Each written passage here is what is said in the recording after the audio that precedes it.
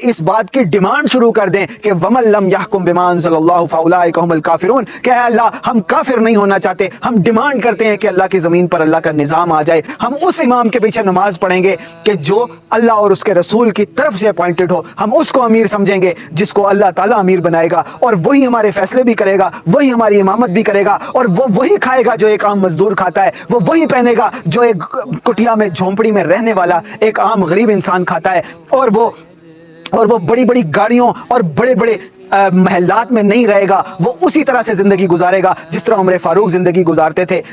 जो लिबास होता था, पेमन लगा होता था तो वही पहन लेते थे, आम इंसान की तरह जिंदगी गुजारते थे। गोश्त नसीब होता था तो खा लेते थे, वरना आम खाना खाकर गुजारा कर लेते थे। वो हुक्मरान जब तक नहीं आ जाते, वो निज़ाम जब तक नहीं आ जाता, ए अल्लाह हम तुझसे दुआ करते हैं और हुक्मरानों से मुतालबा करते हैं कि अल्लाह अपनी ज़मीन पर अपना निज़ाम कायम फरमा दे, और हुक्मरानों से मुतालबा करते हैं कि काफिर मत बनो।